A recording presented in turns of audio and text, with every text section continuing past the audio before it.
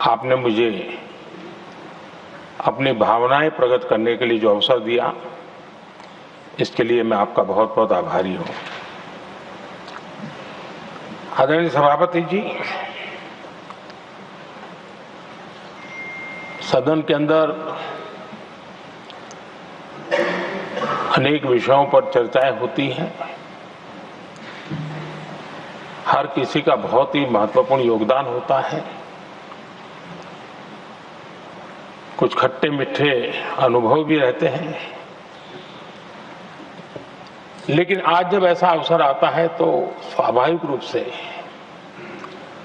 दलगत भावना से ऊपर उठ करके हम सबके भीतर एक समान भाव प्रकट होता है। यार, ये हमारे साथी अब किसी और विशेष काम के लिए आगे बढ़ रहे हैं। यहां से जो साथी विदाई ले रहे हैं, कुछ फिर से आने के लिए विदाई ले रहे हैं और कुछ विदाई के बाद यहाँ का अनुभव लेकर के समाज जीवन में कुछ न कुछ विशेष योगदान के लिए जा रहे हैं। जो जा रहे हैं लेकिन आने वाले नहीं हैं, उनको भी मैं कहना चाहूंगा कि राजनीति में कोई फुल स्टॉप नहीं होता है। भविष्य आपका भी इंतजार कर रहा है और आपका अनुभव, आपका योगदान राष्ट्र जीवन में हमेशा हमेशा बना रहेगा। आदरणीय सभापति जी, इस सदन में जो भी सदस्य माननीय हमारे विदाई ले रहे हैं, कुछ सदस्य ऐसे हैं जिनको शायद उस समय जाने का समय कार्यकाल आएगा जब सदन नहीं चलता होगा। कुछ हैं जिनको ऑलरेडी सदन के दरमियान ही विदाई मिल रही है। लेकिन ये जाने वाले सभी माननीय सांसदों का बहुत ही उत्तम योगदान है, इसलिए लेकिन मैं जरूर कहूंगा,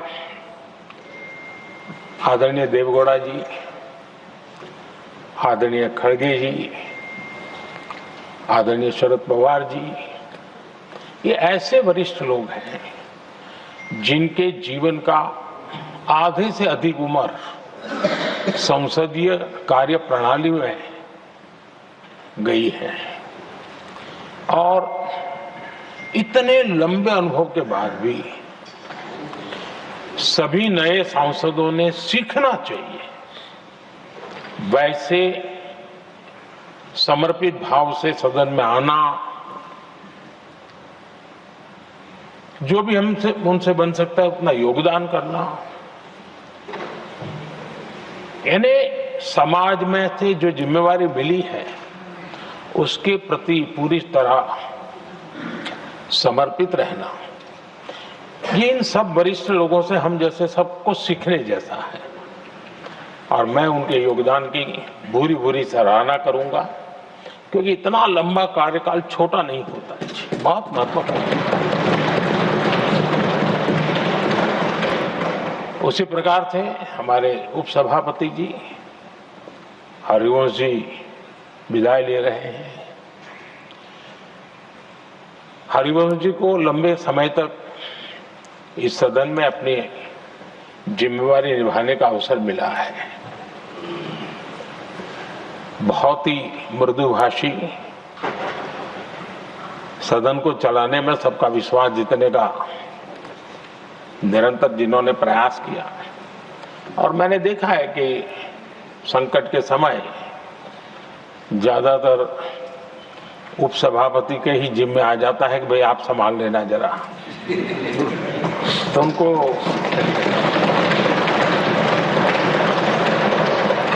एक लंबा एक्सपीरियंस होता है।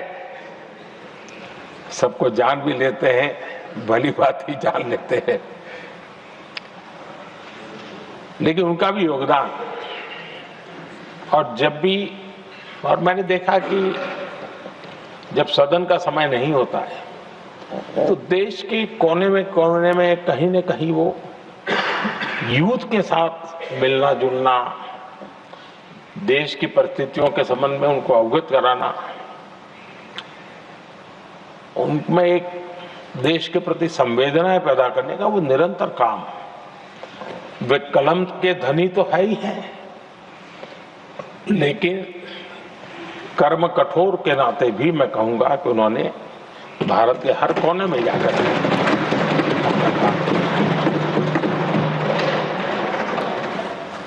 आदरणीय सभापति जी, कभी कभी किसी समय हम सुनते थे कि सदन में बहुत ही हास्य विनोद व्यंग्य का अवसर मिलता रहता है। इन दिनों शायद धीरे धीरे कम होता जा रहा है, क्योंकि 24/7 मीडिया की दुनिया ऐसी है कि हर कोई कॉन्शियस रहता है। लेकिन हमारे आठवले जी हैं जी, सदाबहार है।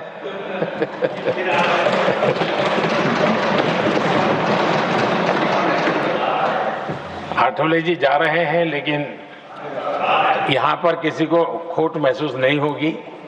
वो व्यंग्य विनोद भरपूर परोसते रहेंगे, जब ये पूरा भरोसा है। आदरणीय सभापति जी, सदन में से हर 2 साल के अंतराल के बाद एक बड़ा समूह हमारे बीच से जाता है, लेकिन ये ऐसी व्यवस्था है कि जो नया समूह आता है उनको बाकी जो लंबे समय से 4 साल से बैठे हुए साथी हैं, अनुभव है, नए लोगों को तुरंत उनसे कुछ न कुछ सीखने का अवसर मिलता है। और इसलिए एक प्रकार से यहाँ की जो विरासत है वो कंटिन्यू प्रोसेस हमेशा रहती है। ये बहुत बड़ा लाभ होता है। मुझे पक्का विश्वास है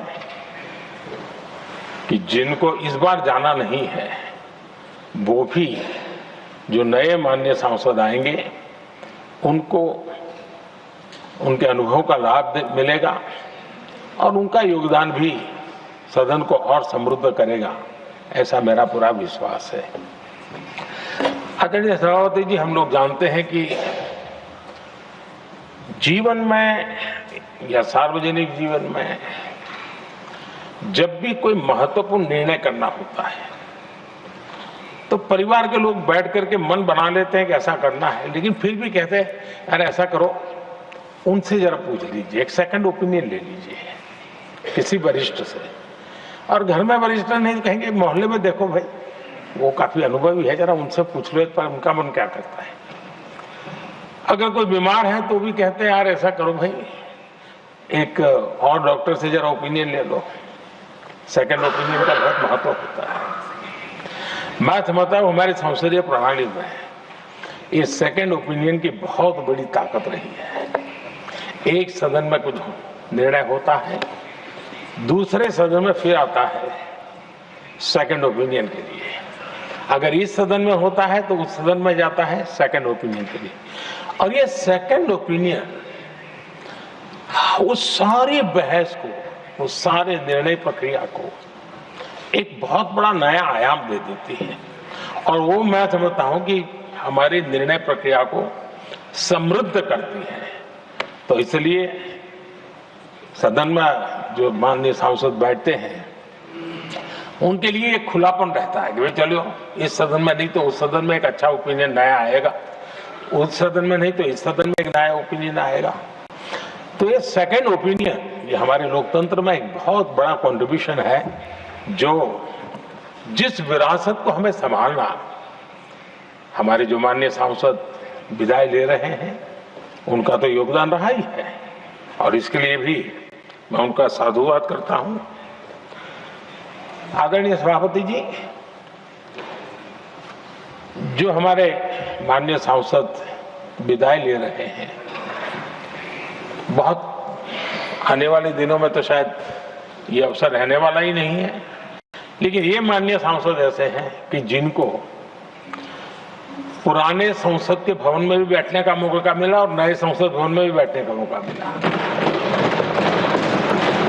उनको दोनों इमारतों में उनको राष्ट्र के कल्याण के लिए अपना योगदान देने का अवसर मिला है और उनके कार्यकाल में ही उनको इस नए सदन के निर्माण प्रक्रिया में और नए सदन की निर्णय प्रक्रिया में भी हिस्सा बनने का अवसर मिला है। वो एक विशेष उनके जीवन में याद रहेगी, नई स्मृति रहेगी। आदरणीय सभापति जी, मैं सभी माननीय सांसदों के, और मैं मानता हूं कि ये सदन अपने आप में एक बहुत बड़ी ओपन यूनिवर्सिटी है। राष्ट्र जीवन की कई बारीकियों से परिचित होने का अवसर सदन में प्राप्त होता है। एक प्रकार से हमारी यहां शिक्षा भी होती है, हमारी दीक्षा भी होती है। ये 6 साल यहां जो रहने का अवसर मिलता है वो जीवन को गढ़ने का, राष्ट्र जीवन के घड़तर में योगदान का तो महत्व है ही है, क्योंकि निर्णय प्रक्रिया का हिस्सा है, लेकिन स्वयं के जीवन को गढ़ने का भी एक अमूल्य अवसर होता है। और इसलिए जब माननीय सांसद यहां आते हैं, उस समय की उनकी जो भी सोच, समझ और क्षमता है, जब जाते हैं तो अनेक गुना वो बढ़ती है, उसका विस्तार होता है, अनुभव की एक बहुत बड़ी ताकत होती है। और तब जाकर के जाने के बाद राष्ट्र जीवन का उनका निरंतर योगदान बना रहे हैं। वे अपने तरीके से व्यवस्था के तहत हो सकते हैं, व्यवस्था के तहत न हो सके, लेकिन उनका अमूल्य योगदान मिलता ही रहे राष्ट्र जीवन के निर्माण में। उनका अनुभव हमेशा हमेशा उपयोगी हो, ये मेरी उन सभी माननीय सांसदों को मेरी शुभकामनाएं हैं। और मैं फिर से एक बार सभी माननीय सांसदों के योगदान का गौरवगान करता हूं, साधुवाद करता हूं। बहुत बहुत धन्यवाद।